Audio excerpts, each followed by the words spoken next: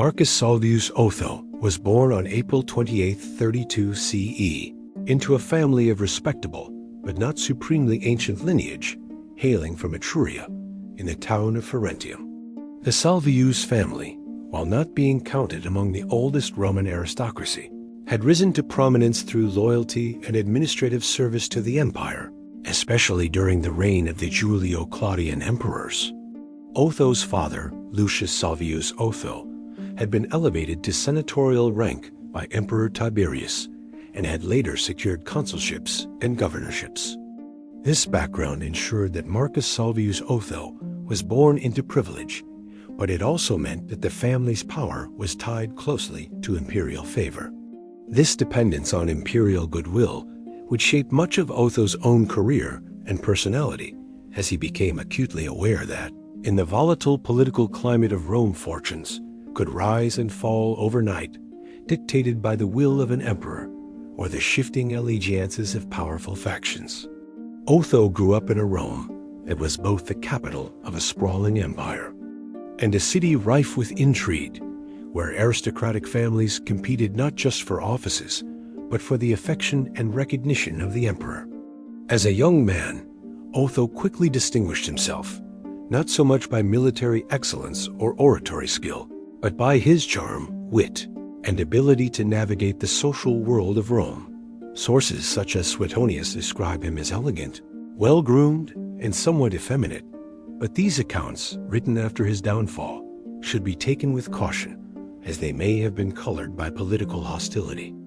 Nonetheless, there is little doubt that Otho was a man who relied heavily on his appearance and charisma to make his way in the cutthroat world of Roman politics.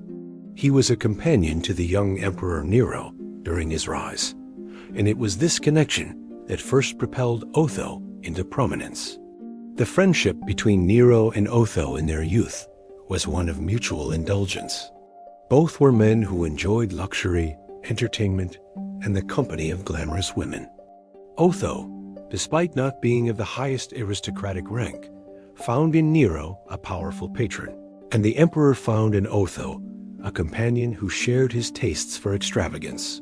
Otho became part of Nero's intimate circle, a dangerous but potentially rewarding position. To be near the emperor meant access to wealth, offices, and influence, but it also meant exposure to envy, suspicion, and the possibility of ruin should favor turn to hostility. One of the most fateful episodes in Otho's early life was his marriage to Poppaea Sabina, a woman renowned for her beauty, ambition, and influence.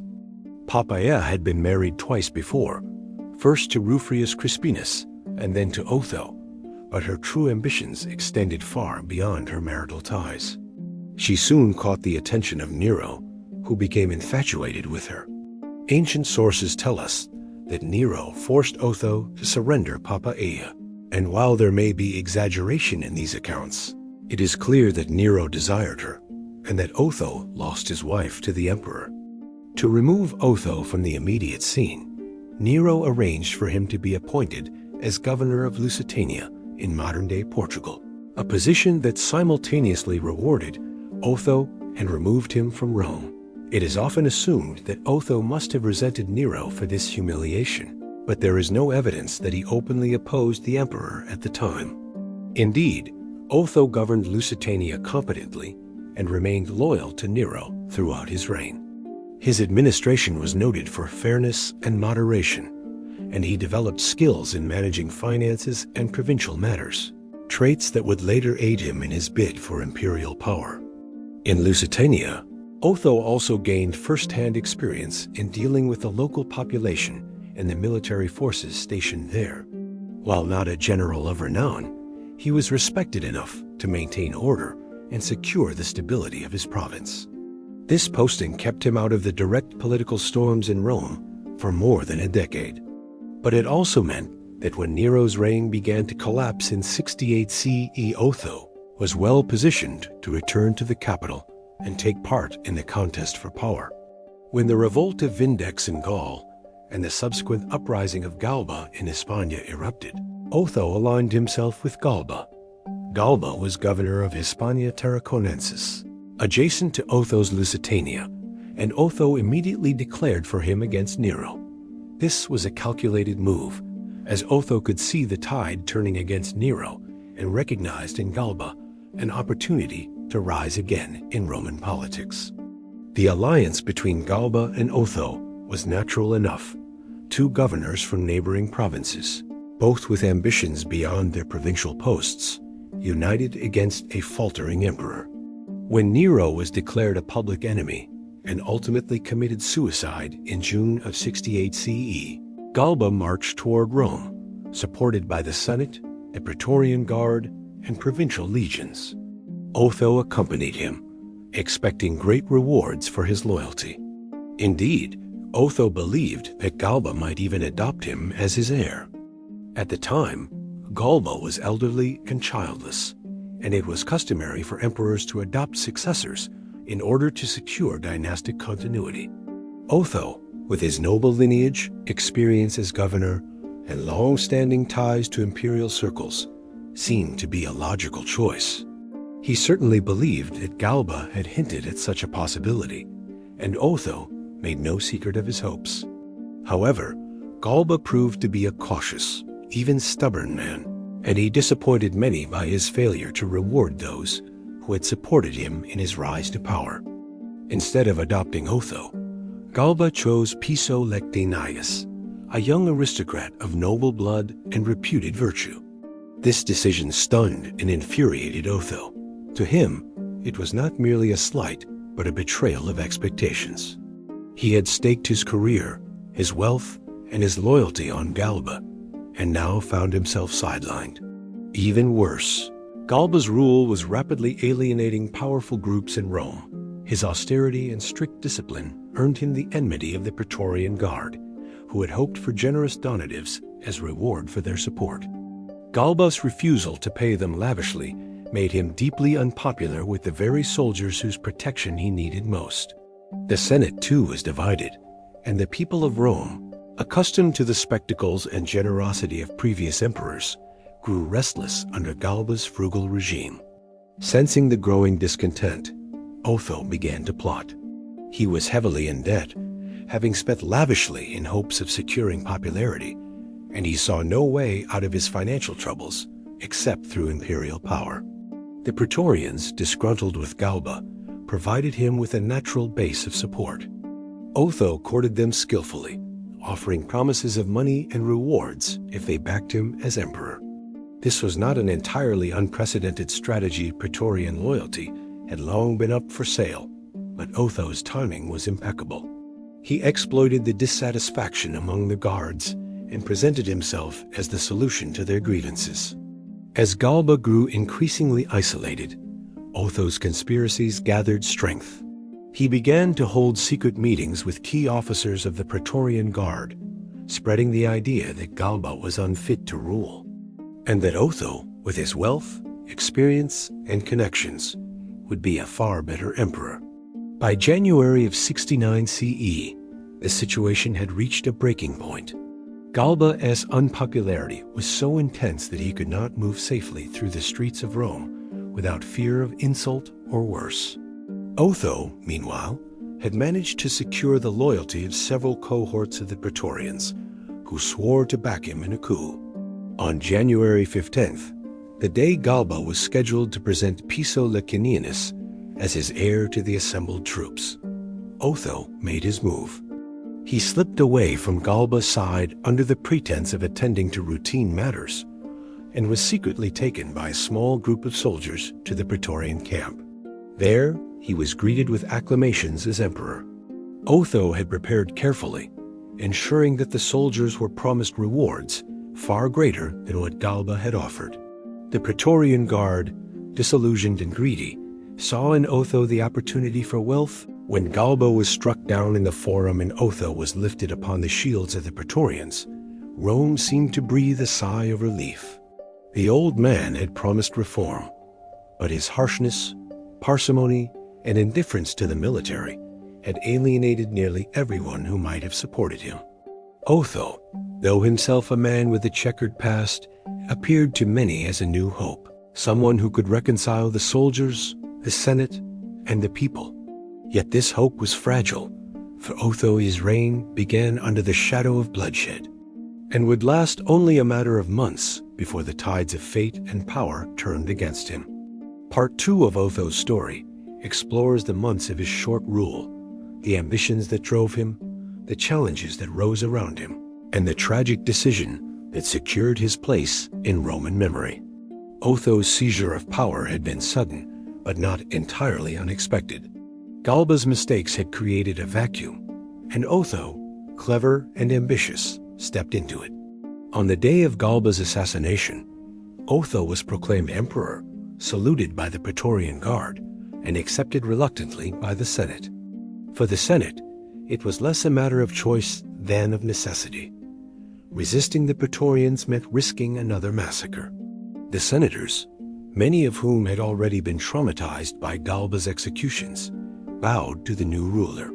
To the people, Otho tried to present himself as a man of moderation, promising fairer governance and relief from Galba's strict austerity. But from the very first moment, his reign was overshadowed by the looming presence of another claimant, Vitellius, who had already been declared emperor by the legions in Germania before Otho ever laid hands on the purple. This conflict, known as the first stage of the Year of the Four Emperors, would define Otho's reign. He had come to power by force, but he inherited not a stable empire, but one already fractured by rival armies, each loyal not to Rome, but to their own generals.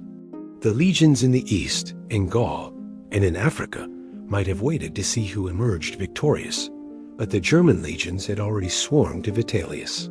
As news of this spread across Rome, Otho had little choice but to prepare for civil war. Before turning to that inevitable conflict, Otho tried to consolidate his position at home. He needed to reconcile the Senate, reassure the people, and most of all, maintain the loyalty of the Praetorian Guard, whose swords had elevated him. He presented himself as a man of balance, reversing some of Galba's harshest measures while keeping others in place to maintain a semblance of order. He allowed the restoration of honors and privileges stripped away by Galba, hoping to heal wounds. He even showed a degree of clemency toward Galba's supporters, declaring that the past should be forgotten and the future should be one of unity. These acts won him some measure of goodwill, but it was clear to all that his position depended not on statesmanship, but on military might. Otho could not govern like Augustus, building consensus and stability. He could only hope to survive like Julius Caesar, with soldiers at his back. Otho's character, shaped by years of indulgence and ambition, also came into question. Ancient historians, such as Tacitus and Suetonius, painted him as a man of vanity, noting his attention to appearance, his use of cosmetics, and his tendency toward luxury. They mocked him as effeminate and decadent, unfit for the burden of empire.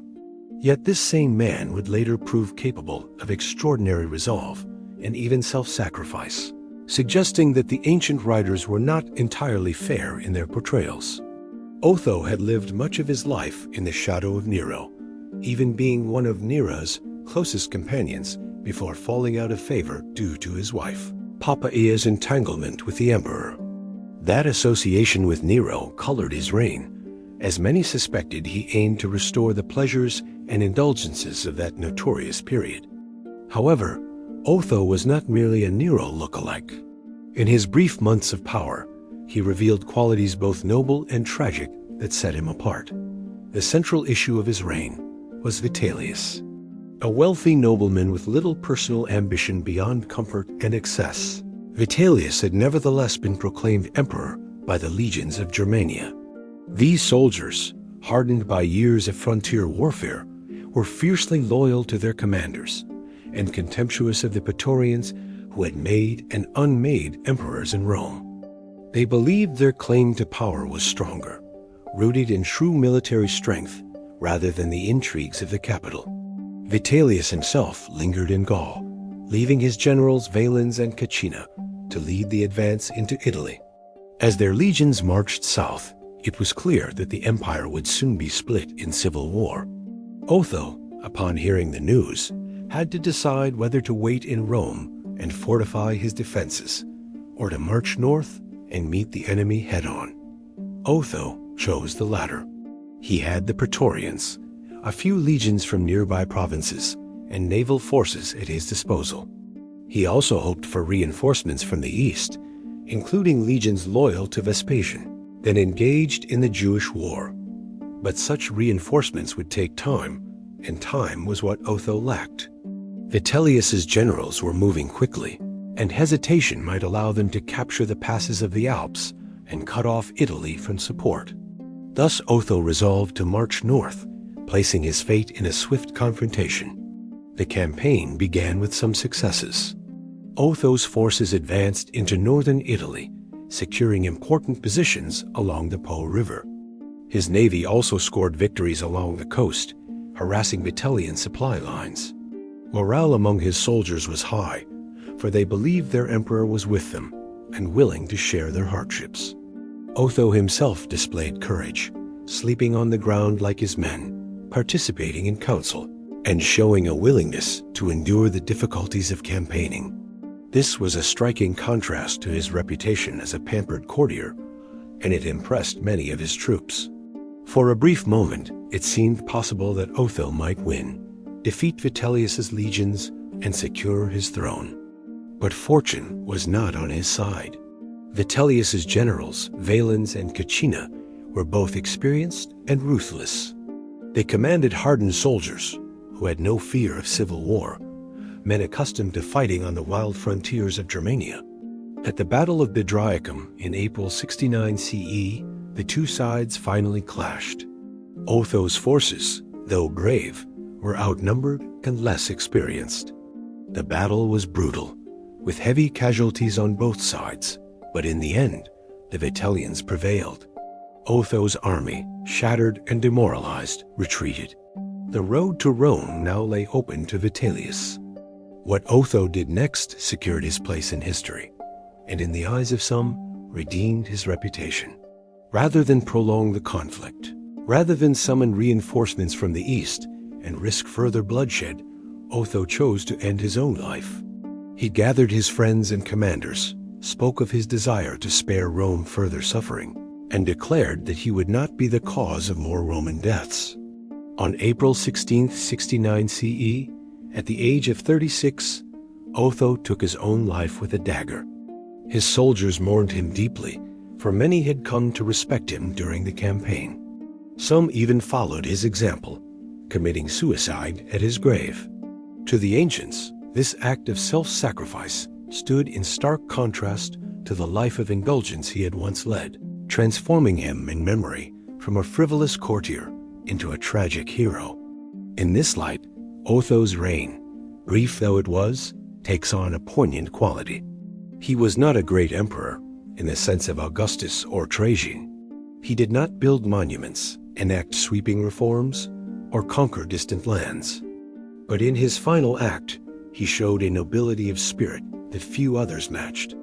He placed the welfare of Rome above his own survival, choosing to die rather than unleash more civil war upon the empire. Tacitus, who often criticized Otho's character, nevertheless acknowledged the dignity of his death, comparing it to the finest examples of Roman virtue. Suetonius, too, could not help but admire the manner in which Otho ended his life.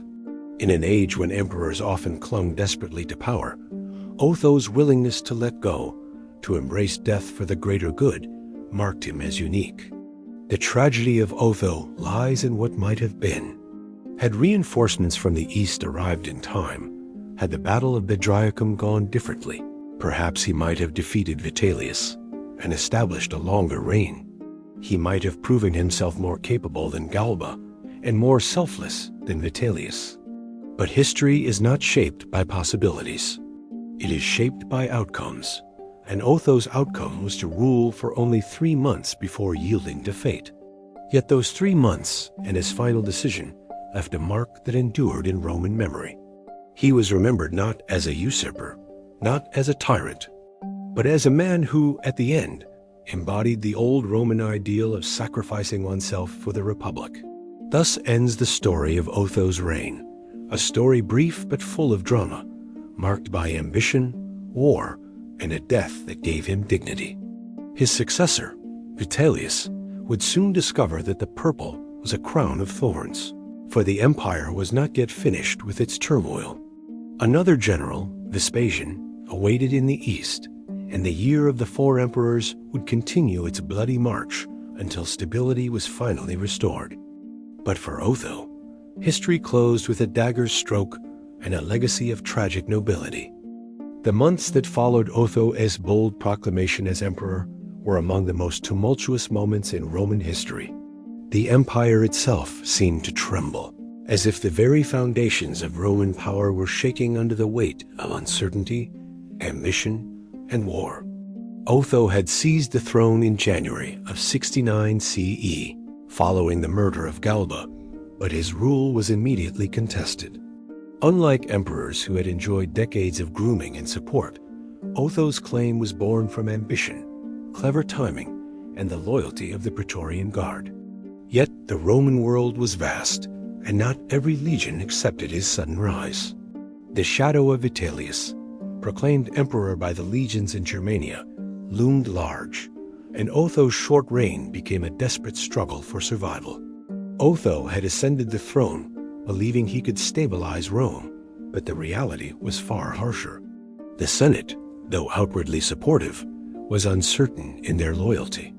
Many senators still feared him because of his role in Galba's bloody assassination. The people of Rome, however, were more forgiving. Otho, ever the man of charm and indulgence, sought to win them over with acts of generosity.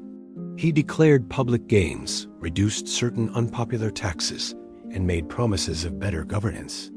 The plebeians were eager to believe in him, as they had always admired his style, his familiarity, and his willingness to mingle with the crowd.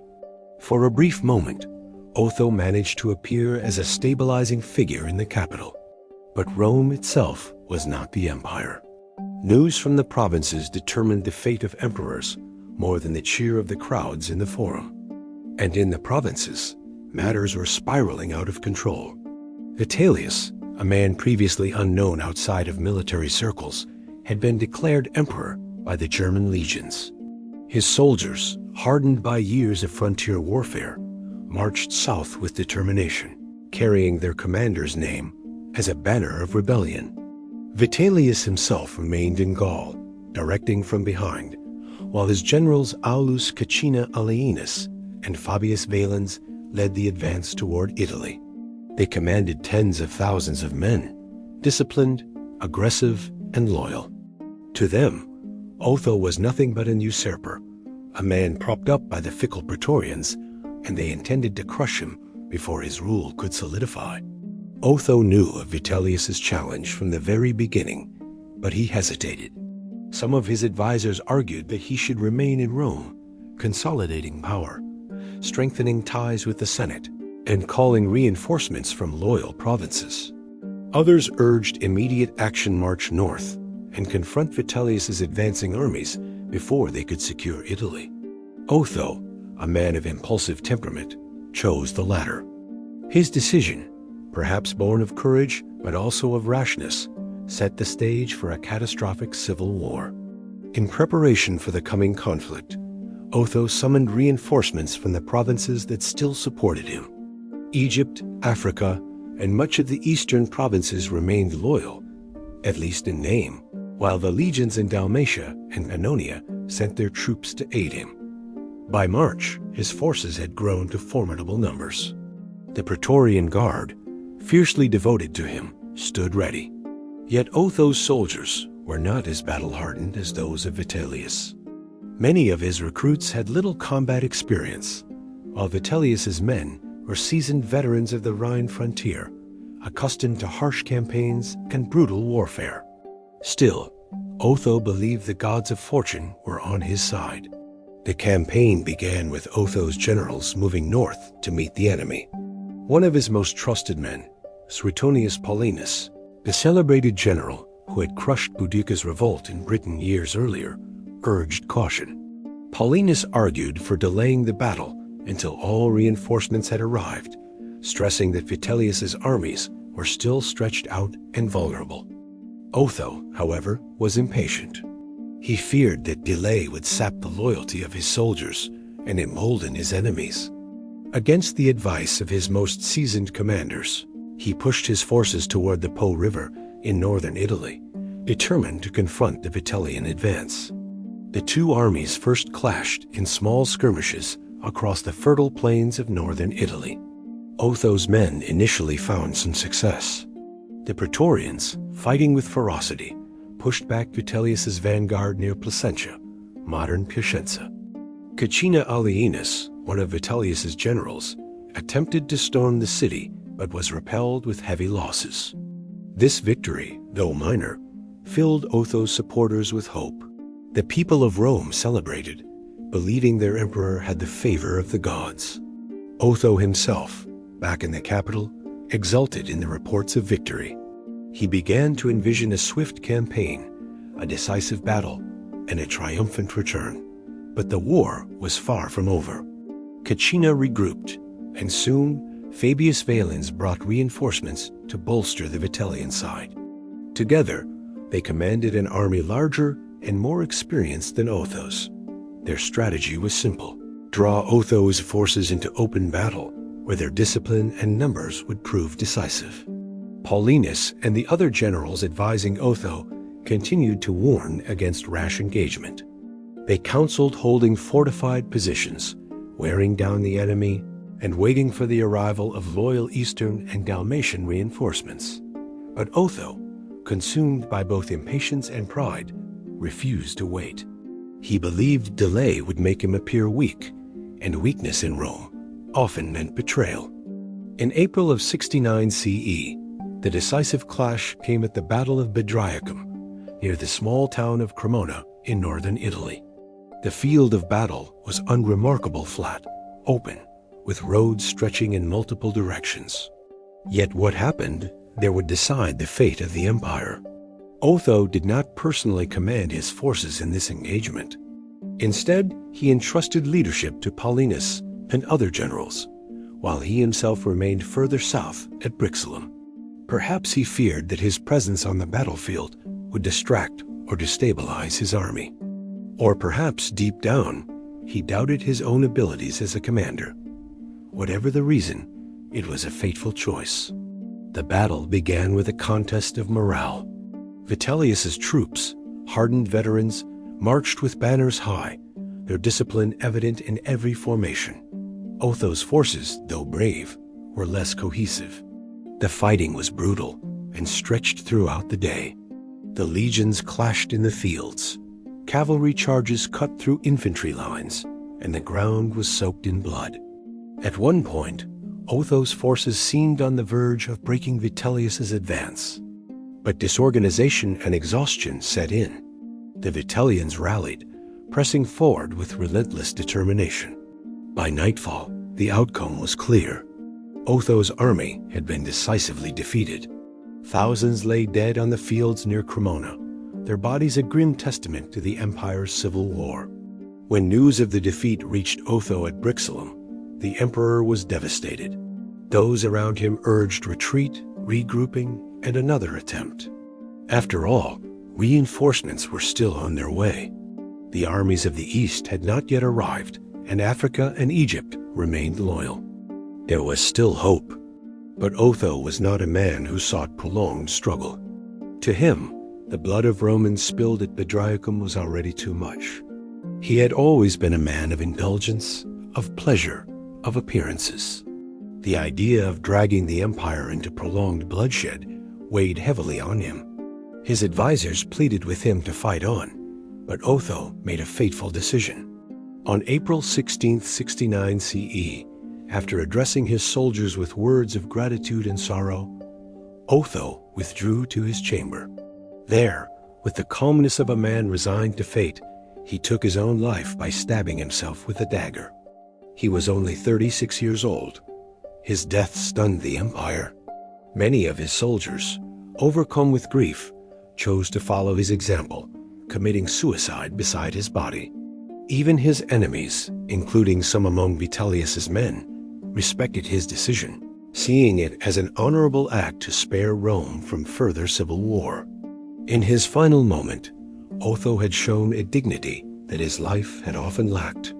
With Otho's death, Vitellius was left uncontested, at least for a time. But the chaos of 69 CE, the year of the four emperors, was far from over. Otho's brief reign had ended in tragedy, but it had also revealed the deep fractures in Roman society. Legions no longer bowed unquestioningly to the Senate or even to the emperor in Rome. Instead, they raised their own commanders as emperors, turning the empire into a battlefield where the strongest survived. Otho's death, meant to spare Rome, only delayed the inevitable. The empire would soon plunge into more conflict, as Vitellius himself would face the rising challenge of Vespasian in the east. For Otho, history remembers him as a man of contradictions. He was indulgent yet courageous, frivolous yet capable of sacrifice. His reign lasted only 3 months, yet in those months he displayed both the worst and the best of his character. His decision to end his life, rather than continue a bloody civil war, earned him a strange sort of respect, even from the historians who otherwise dismissed him as weak or decadent. Tacitus himself wrote that Otho's final act was noble, setting him apart from emperors who clung desperately to power. And so, though his reign was short, his story endures, a tragic chapter in the great saga of Rome's struggle for stability during the year of the four emperors. Otho's short reign had already been marked by chaos, political maneuvering, and an ongoing military crisis. But by the spring of 69 CE, the situation escalated into one of the most dramatic clashes in Roman history. The emperor's authority in Rome itself was tenuous, sustained largely by the loyalty of the Praetorian Guard and the urban cohorts, but his true power hinged on his ability to rally the legions of Italy and the West against Vitellius' massive forces advancing from Gaul and Germany. In the weeks following his accession, Otho worked tirelessly to consolidate support. He distributed large sums of money to the soldiers, reassured the senators of his willingness to respect traditional privileges, and promised stability to the equestrian order and provincial elites. Yet beneath the surface, every faction knew that Rome teetered on the edge of civil war, and Otho's legitimacy could only be secured through victory on the battlefield. The months of March and April 69 became the decisive period in which the balance of power tilted fatally against him. Otho's advisors were deeply divided over how best to respond to Vitellius' approach. Some urged caution, recommending that Otho wait behind the natural defenses of Italy, relying on the fortified positions along the Po River, and buying time for reinforcements from loyal provinces such as Dalmatia, Pannonia, and Moesia to arrive. These Eastern and Balkan legions were among the most hardened in the Roman world, and had they reached Italy in time, Otho's chances would have dramatically improved. Others, however, pushed for immediate action, arguing that delay would only embolden Vitellius and allow his armies to advance unopposed. They urged Otho to take the fight northward, seize the initiative, and strike before the enemy could consolidate his position. Otho himself, energetic but perhaps too impetuous, chose the latter course. He believed a decisive battle would prove his worth as emperor and win him the confidence of the troops. By March, Otho had assembled an army composed of Praetorian cohorts, urban cohorts, marines drawn from the fleet, and hastily recruited auxiliaries. These forces were brave, but relatively inexperienced compared to the hardened legions of Vitellius, which had campaigned for years along the Rhine. To offset this imbalance, Otho counted on reinforcements from Illyricum and the Danubian provinces, but he was unwilling to wait for their arrival. His decision to march north set the stage for one of the bloodiest confrontations in Roman civil war history. Meanwhile, Vitellius' generals, Valens and Caecina, commanded a massive army that dwarfed Otho's in size and experience. Caecina led forces through the Alps into northern Italy, while Valens followed with another column. Their combined numbers may have reached as many as 70,000 men, including veteran legions and auxiliary cavalry from the Rhine frontier. These men were disciplined, seasoned by years of frontier combat, and utterly devoted to their commanders. The psychological contrast between the two armies was stark. Otho's forces were motivated by loyalty to the emperor and the prospect of financial reward. But Vitellius' troops fought with the confidence of battle-hardened soldiers who had spent their careers defending the empire's frontiers. The two armies clashed in a series of skirmishes along the Po Valley. Caecina at first suffered a setback when his forces encountered stiff resistance from Otho's general, Suetonius Paulinus, a seasoned commander who had campaigned under Nero and who urged caution at every step. Paulinus advocated delaying tactics, using Italy's rivers and terrain to wear down the invaders until Otho's reinforcements could arrive. In fact, Paulinus' strategy initially succeeded. Caecina's army was stalled, supplies became strained, and morale dipped. But Otho grew impatient. Eager to end the conflict quickly, he ignored Paulinus' advice and pressed for a major engagement. This rashness, more than anything else, sealed his fate. The climactic confrontation came at the Battle of Bedriacum, near modern Cremona, in April 69 CE. Both sides understood that the outcome would determine control of the empire. The site was strategically important, lying along the road between Verona and Cremona, with open ground suitable for a massive clash of legions. Otho himself remained behind at Brixellum, leaving the actual command to Paulinus and other generals. This decision has long been debated. Some ancient sources argue that Otho feared exposing himself to danger, while others suggest he trusted his generals to manage the battle. In any case, his absence deprived his army of the morale boost that only a present emperor could provide. The battle unfolded with ferocity. Vitellius' forces, particularly the legions from Upper Germany, charged with disciplined aggression, their formation steady and their morale high. Otho's troops fought valiantly, but their inexperience and lack of coordination quickly became apparent. Accounts describe fierce hand-to-hand combat, with soldiers pressing shield to shield, thrusting with short swords, and shouting battle cries across the dusty fields. For hours the struggle raged, the line surging back and forth as neither side yielded easily. But gradually, Vitellius' superior numbers and discipline overwhelmed Otho's troops. The Marines, poorly trained for land combat, broke ranks and sections of the Praetorian Guard, brave but untested in pitched battle, faltered under the relentless pressure of hardened Rhine legions. The collapse came suddenly. Once a few cohorts fled, panic spread throughout Otho's ranks. What had begun as a disciplined defense quickly degenerated into a rout. Soldiers threw down their weapons and scattered across the countryside, pursued ruthlessly by Vitellius' cavalry. The battlefield became a scene of slaughter, with thousands killed in the retreat. Cremona itself fell to the victors, and the local population suffered pillaging and devastation at the hands of the triumphant legions. The defeat was absolute. Otho's army had been shattered, his dream of securing the throne crushed in a single day. News of the disaster reached Otho at Brixellum within hours. Contemporary historians record that he received the defeat with surprising calm. Rather than rage or despair, he accepted the outcome with a sense of fatalism. His generals urged him to retreat south, regroup, and call upon the reinforcements from the Balkans that were already marching toward Italy. With time, they argued, Otho could raise a new army and renew the struggle. But Otho refused. He believed that prolonging the civil war would only inflict further suffering on Rome and the provinces.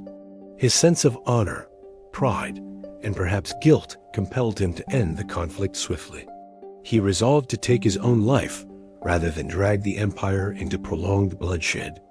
On the morning of April 1669 CE, after bidding farewell to his closest friends and attendants, Otho retired to his tent.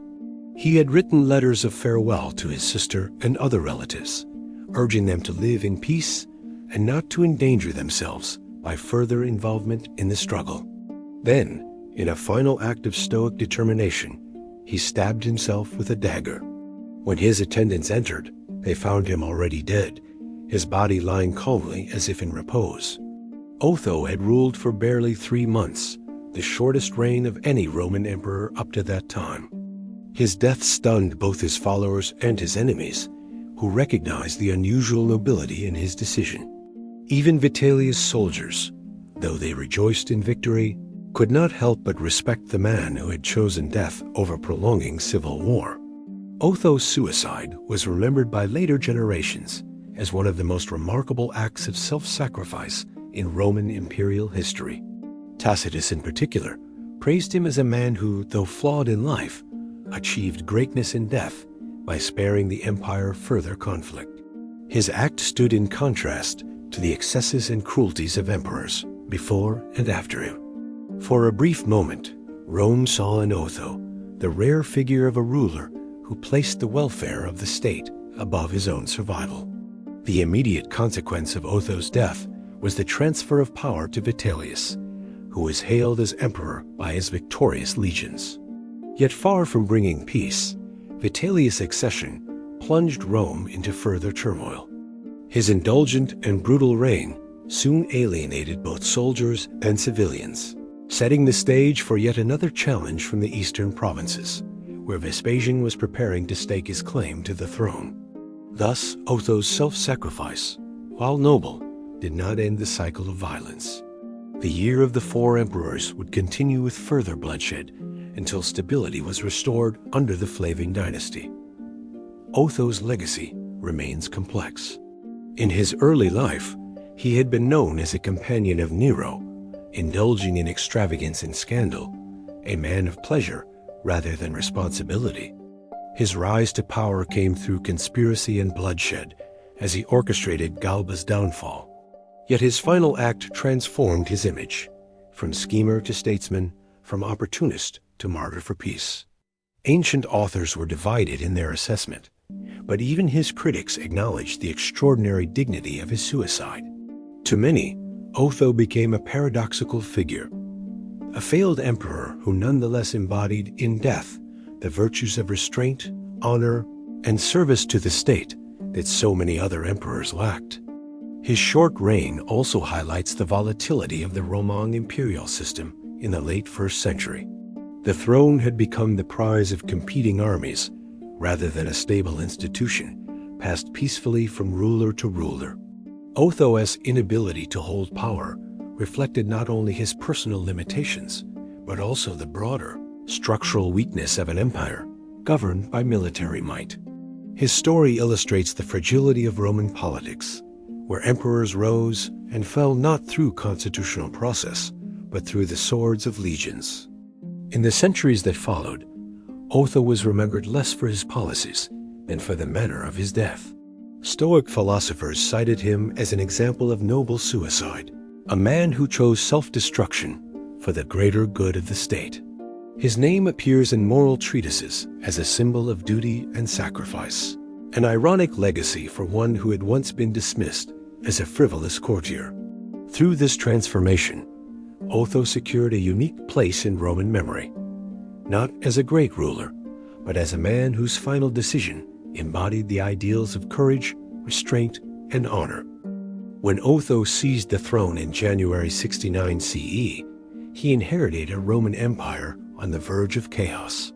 The murder of Galba had shocked the Senate, divided the legions, and destabilized the fragile balance of power that had held since Augustus first established the Principate.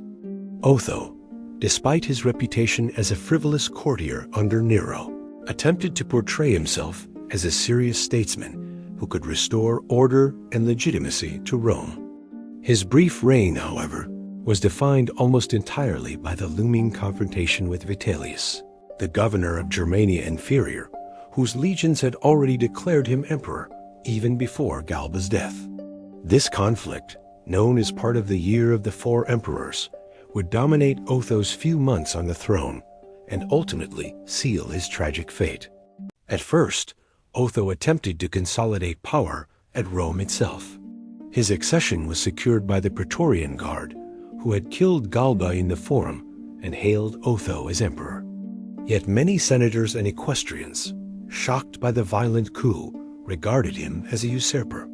Otho sought to win them over by acts of clemency and moderation. He did not pursue harsh retribution against those who had supported Galba or Piso, Galba's intended heir. Instead, he presented himself as a man of balance, contrasting his leniency with the cruelty of previous emperors. He reinstated statues of Nero, not because he intended to emulate Nero's vices, but because many of the common people, especially in Italy, still admired the memory of Nero's generosity and public entertainments. Otho understood that popular legitimacy mattered in a city still scarred by famine, economic trouble, and memories of civil war. But Otho's problem was never the Senate or the people of Rome. His true challenge lay with the legions in the provinces, particularly those on the Rhine frontier. Vitellius had been declared emperor by his troops on the first day of January 69 CE, weeks before Galba's death, and thus claimed legitimacy as the first challenger of the year. The German legions had long felt neglected and resented being overshadowed by the legions of the Danube and the East. Their choice of Vitellius was both an assertion of independence and an attempt to place one of their own in supreme power. For Otho, this meant that he could not simply rule peacefully from Rome. He had to face the reality of civil war almost immediately after his accession. The early months of Otho's reign were consumed with frantic preparations. Vitellius's armies, led by generals Aulus Caecina Aelianus and Fabius Valens, began to march south through Gaul toward Italy. Otho, for his part, called upon the Praetorian Guard, the urban cohorts, and loyal legions from Dalmatia, Moesia, and Pannonia to defend his cause. He also attempted to secure the support of the eastern provinces, particularly those loyal to Vespasian, who was then waging war in Judea. Otho's envoys promised recognition and rewards if Vespasian would support him, but for the moment, Vespasian remained cautious, unwilling to commit until the struggle between Otho and Vitellius was resolved. Otho's strategy reflected both haste and pragmatism. Rather than delay and allow Vitellius to consolidate his forces in Italy, Otho resolved to confront his rival swiftly. He gathered his troops in northern Italy, establishing positions along the Po River to block the advance of Caecina and Valens. His forces, however, were a mixture of veterans and raw recruits, Praetorians unused to large-scale campaigning, and hastily levied auxiliaries. The German legions of Vitellius, by contrast, were seasoned troops hardened by years of frontier service. Despite this imbalance, Otho placed his trust in speed, the loyalty of the Praetorians, and his own ability to inspire his soldiers. The first encounters went surprisingly well for Otho. Caecina crossed the Alps with his force and attempted to march through northern Italy, but Otho's troops resisted fiercely. At the Battle of Locus Castorum, Otho's army, led by his general Suetonius Paulinus, scored a victory that forced Caecina to retreat. This success boosted Otho's morale and convinced many that his cause might prevail. Yet Paulinus and other senior commanders urged caution. They advised Otho to consolidate his position, wait for reinforcements from the Danube, and avoid a pitched battle until his forces were fully prepared. Such a strategy might have given Otho the advantage, for Vitellius himself had not yet arrived in Italy, and time would have allowed Otho to strengthen his lines and exploit divisions within the Vitellian camp. Otho, however, was not a patient man. Pressured by the Praetorians, who longed for a decisive clash, and perhaps fearing that delay would undermine his fragile legitimacy, he chose to risk everything on a single battle. He advanced toward Bedriacum, near modern Cremona, where Valens and Caecina had united their armies. On April 14, 69 CE, the two sides clashed in what became the First Battle of Bedriacum. Otho himself did not command in person. He remained behind at Brixlum, delegating the battle to his generals. The fighting was fierce and chaotic, with both sides suffering heavy losses. Ultimately, however, the superior discipline and cohesion of the Vitellian legions prevailed. Otho's army broke and fled, leaving the road to Rome open to his rival. The news of the defeat reached Otho quickly. His advisors urged him to regroup, to fall back on the reinforcements from the Danube legions that were still approaching, and to continue the struggle. Many argued that the loss of one battle did not mean the end of the war, and that the empire could still be contested. Otho, however, made a decision that stunned his followers and left a lasting mark on Roman history. Rather than prolong the bloodshed and subject Rome to further devastation, he chose to end his own life, believing that by doing so, he would spare the empire another round of civil war.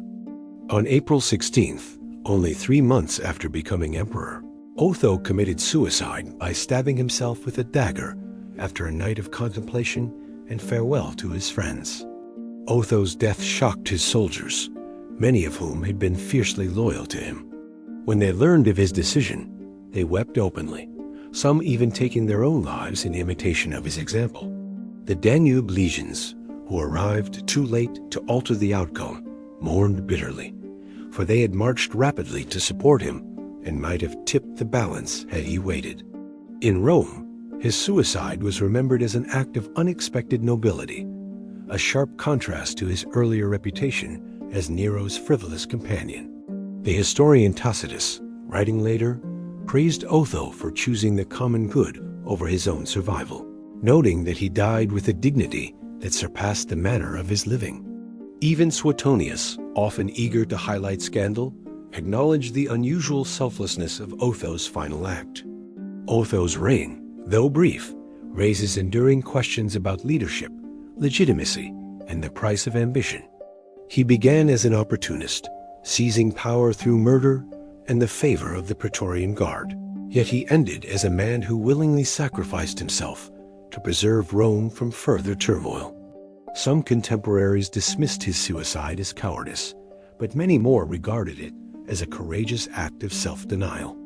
In a year defined by civil wars, Otho stood out for his decision to place the stability of the empire above his own survival. His memory remained complicated, but his death established a precedent for emperors choosing to end their lives rather than be captured or defeated. The immediate consequence of Otho's fall was the triumph of Vitellius, who entered Rome as emperor. Yet Vitellius's reign would prove short and disastrous, for the legions of the East, loyal to Vespasian, soon rose against him, plunging Rome once more into chaos. In this way, Otho's attempt to spare Rome from prolonged civil war ultimately failed, though his personal sacrifice was remembered as a rare act of nobility amid the violent struggles of the year. For centuries afterward, Otho's story fascinated Romans and later historians. He had been mocked in his youth for his vanity, his wigs, and his indulgence. Yet in his final days, he displayed a stoic courage that earned him admiration, even from critics. His reign serves as a reminder of how unpredictable history can be, and how the measure of a man may lie not in the way he seizes power, but in the way he relinquishes it. Otho ruled for only 3 months, yet his death left a moral lesson that outlived the victories of many longer reigning emperors. In the larger narrative of the Year of the Four Emperors, he appears as both a usurper and a martyr, a man whose flaws were many, but whose final act granted him a form of tragic dignity.